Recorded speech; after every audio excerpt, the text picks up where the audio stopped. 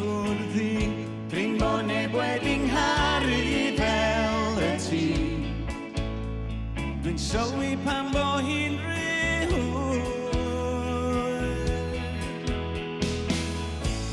Gall llygad amheus o newid wedd, sydyn rhoi cariad yn ei bedd.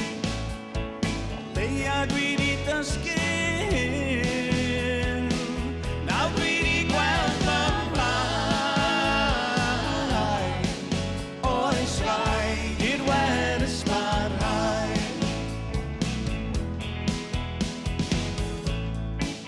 Pob ymdrech at gydwybod glan, roedd Gwenwyn